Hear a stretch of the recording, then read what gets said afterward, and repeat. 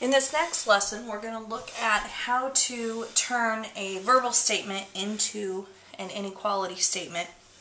This time, of course, focusing on multiplication and division, which is the focus of this section, as opposed to the addition and subtraction in last section.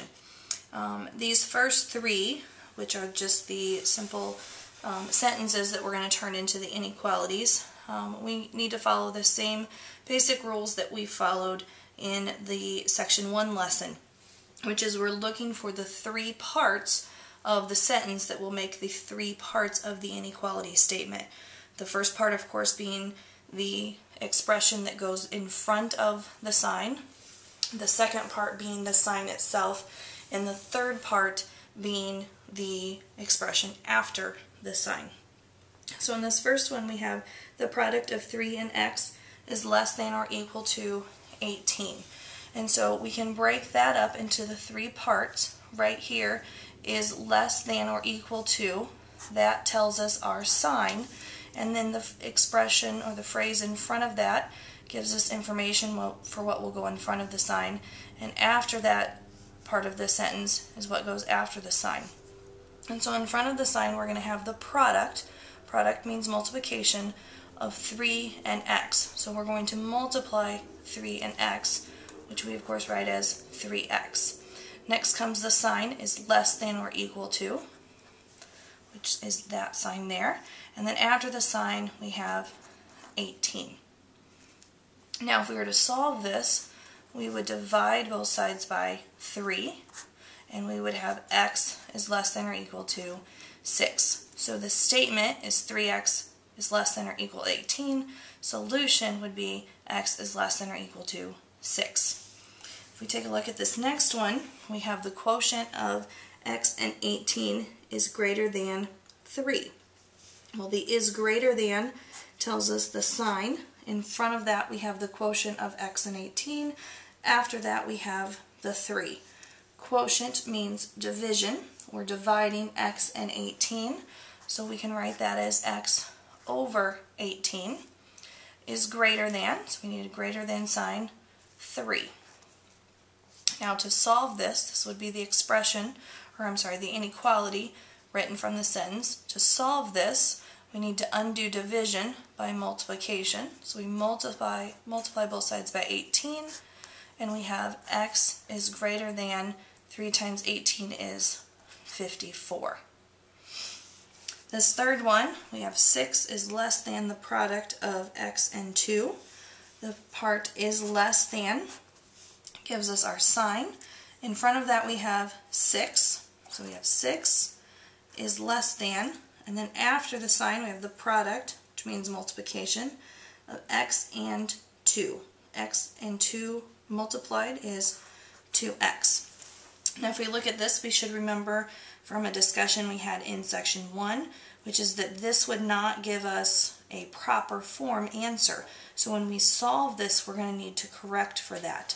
So we divide both sides by 2 to solve, which gives us 3 is less than x. But we always want in our final solution the x to be on the left-hand side, not the right. So we need to flip this around, making this x and 3.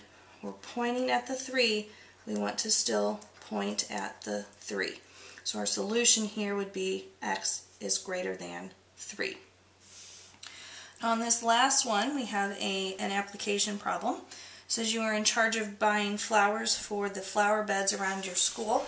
You are given a budget of $80. The flowers cost $10.99 for a flat. What are the possible numbers of flats of flowers that you can buy? Well, let's find our important information. First thing is that we have a budget of $80. Well, a budget of $80 means that we can spend up to and including $80, but we cannot spend more than $80. We are also told that the flowers cost $10.99 for one flat, and we're going to be buying multiple flats, but need to know how many. So we're going to start with our budget of $80. That would be treated like a total, in that that is the most that we can spend. Since we can spend up to and including 80, the amount that we spend, which we'll figure on this other side, needs to be smaller than or equal to $80. 80 is the most we can spend. So over here we need to figure out, well, how do we put together the information that shows how much we are actually spending? Well, we're only buying one item here, or one type of item here, which is flowers, flats of flowers at $10.99 a piece.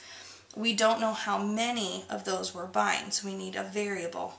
So since we're talking about numbers of flats, let's use F as our variable. So F is going to represent the number of flats that we purchase.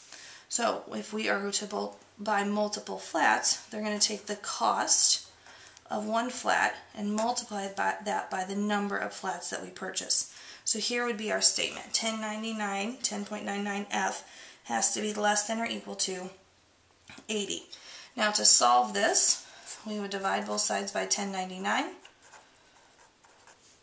And so we have F is less than or equal to, and 80 divided by 10.99 is actually a decimal, 7.279, and then it keeps going from there. So we need to take this statement and turn it into an answer that makes sense. Now when you buy flats of flowers, you're only going to be able to purchase whole flats. You can't buy partial flats. And so our answer here would not be this statement here. We need to change that into words, and we need to say that we can buy 7 flats or less, or we could say that we could buy no more than 7 flats. Either one of these wording options would be correct, because they both mean that we could buy up to and including 7, but we cannot buy more than 7, because more than 7 would be 8, because again we can only buy whole flats, and 8 times $10.99 would go over our $80 budget.